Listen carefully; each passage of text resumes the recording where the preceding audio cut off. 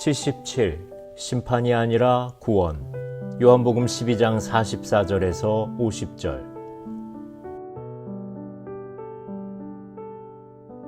예수께서 외쳐 이르시되 나를 믿는 자는 나를 믿는 것이 아니요 나를 보내신 이를 믿는 것이며 나를 보는 자는 나를 보내신 이를 보는 것이니라.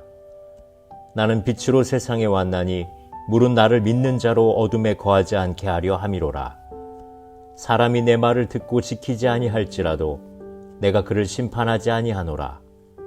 내가 온 것은 세상을 심판하려 함이 아니요 세상을 구원하려 함이로라. 나를 저버리고 내 말을 받지 아니하는 자를 심판할 리가 있으니 곧 내가 한 그 말이 마지막 날에 그를 심판하리라.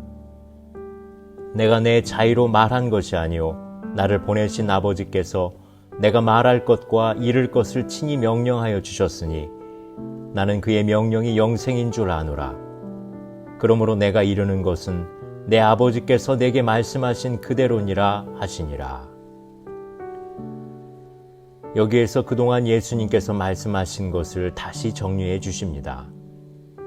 예수님은 하나님과 하나이며 하나님이 보내신 일을 하고 있다는 것을 세 가지로 정리하고 있습니다. 먼저 예수님을 믿는 자는 그를 보내신 아버지 하나님을 믿는다는 것입니다. 예수님을 믿는다 하면 곧 바로 하나님을 믿는다는 말이 됩니다. 하나님을 믿는다고 하면서 예수님을 믿지 않으면 하나님을 믿는다는 말이 성립되지 않습니다. 우리가 믿는 하나님은 예수님을 통하여 알게 된 하나님을 믿는 것입니다. 어떤 사람들은 하나님을 믿는다고 하면서 예수님은 믿지 않는다고 합니다. 당시 유대교 신자들이 그렇습니다. 그것은 기독교 신앙이 아닙니다. 다음으로 예수님을 본 자는 하나님을 본 것입니다. 하나님을 보여주세요 하는데 예수님을 본 사람은 하나님을 본 것입니다.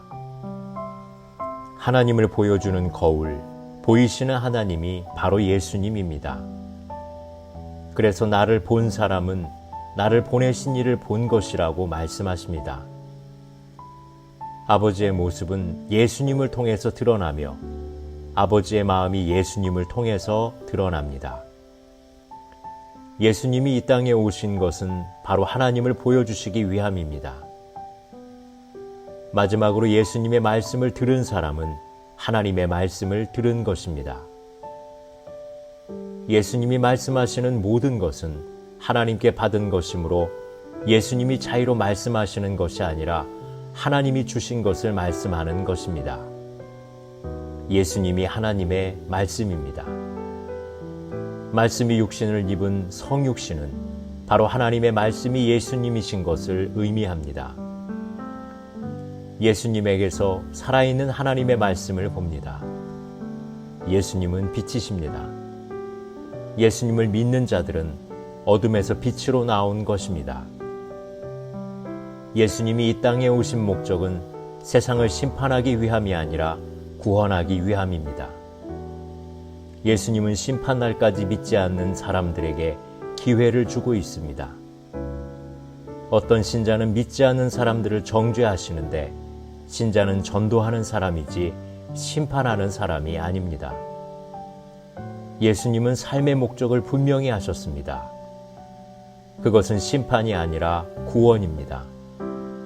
남을 판단하고 정죄하는 것이 우리의 직분이 아닙니다.